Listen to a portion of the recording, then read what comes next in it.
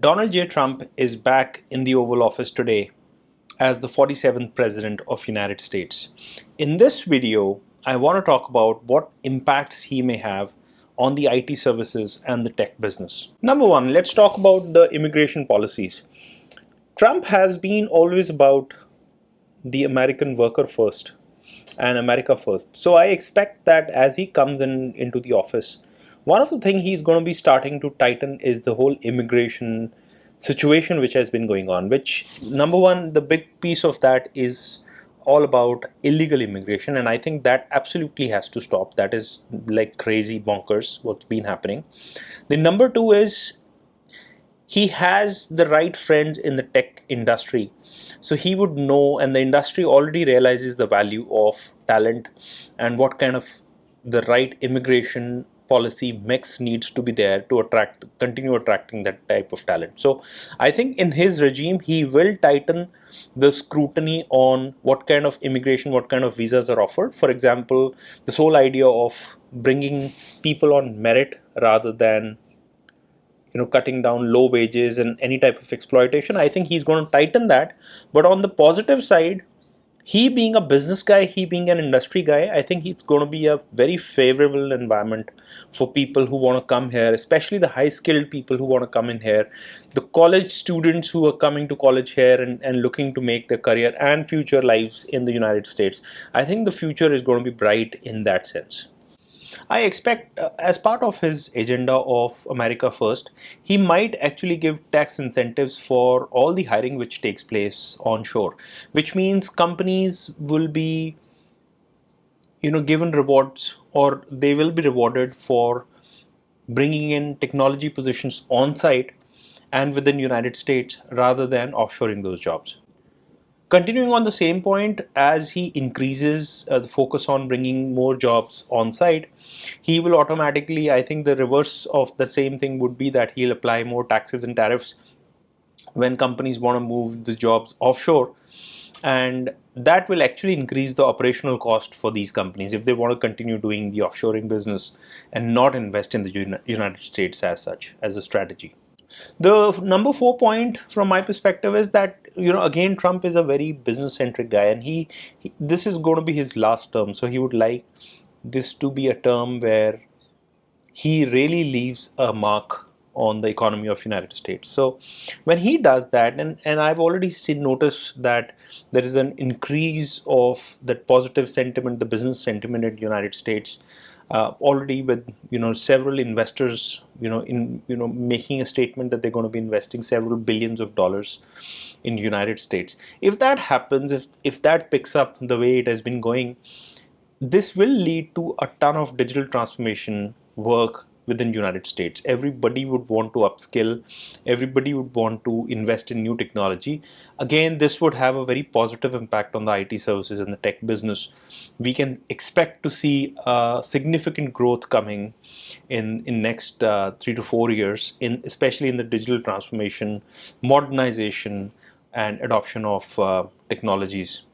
Point number four, even though Trump in his speech today, he said that he's going to be known as a peacemaker, I still think that, he coming and leading the world with a very strong stick of tariffs could lead to some geopolitical tensions, and that any type of geopolitical tensions across the globe are never good for the IT services business. So, IT services business prospers when there is stability globally, when the interest rates are low and a lot of investments are taking place and companies want to improve technology and invest in innovation.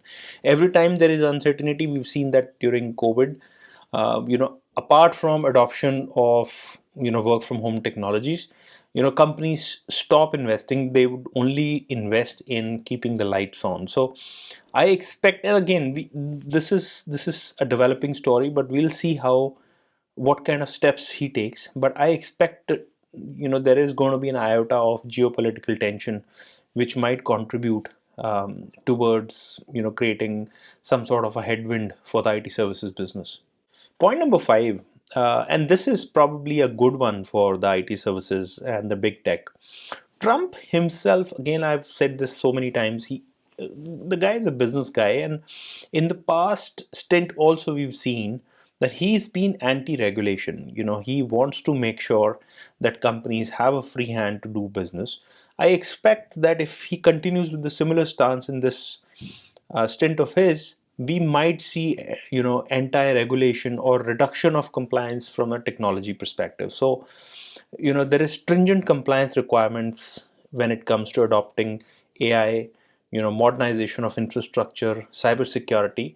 I expect that he may loosen some of those strings where he can to make things move smoother, where startups can grow even faster, can raise more money, can do a lot more projects. So I expect that to be a great environment for an IT services business if he were to choose to relax, or deregulate some of the compliances, which are getting harder and harder, by the way, in the United States. Point number 6. Now, of course, the offshore industry and the whole IT services business, it actually focuses a lot on what value is of dollar and what kind of strength the dollar shows in the global market. And the kind of traits Donald Trump has shown throughout his presidency and throughout his election speech as well, I expect the environment to, in the United States to become very pro-business, which means the dollar is already strengthening and it could strengthen even further. And if he were to start levying some of the tariffs he's been talking about, dollar could even strengthen further. So that could again mean a pretty positive thing from an IT services perspective, where your dollar could go a longer way, and IT services companies might see an improvement in their margins during his stint. Point number 7 is about antitrust and big tech regulation. I've read about this in the past and seen during his last stint also that he wasn't very pro the big tech in general, and he wanted to make sure that their role in controlling free speech and all of that is kind of controlled. He wasn't very happy with some of the controls these companies exerted and how big these companies got as such. So I expect, and probably that is the reason.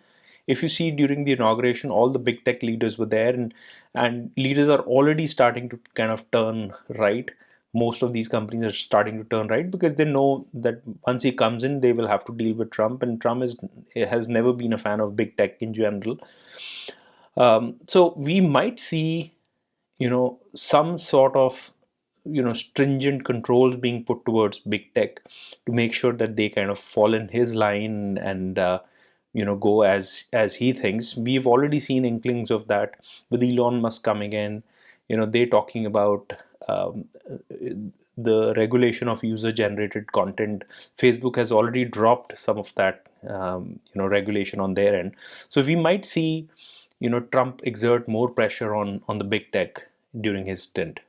And lastly, point number 8, uh, we've seen Section 230 is which basically allows tech companies to be shielded against any type of user generated content on their platforms. And we've seen again Trump has not been a big fan of that.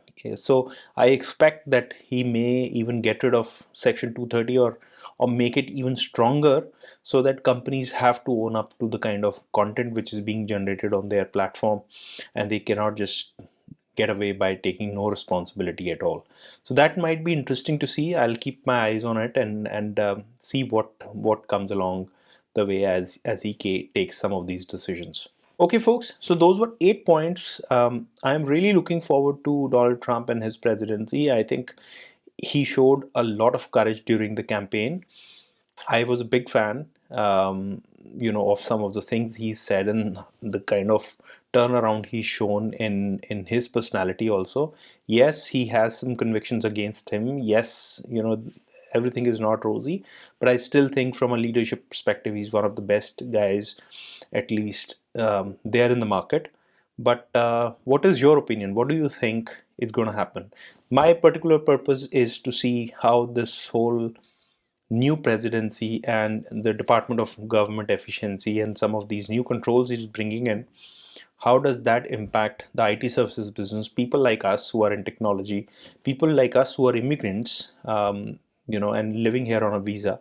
What happens for us in the future But yeah, and if you have any thoughts, drop in the comments. Like to talk about it. If you have any questions to ask, please do comment, and I'll see you in the next video. Bye.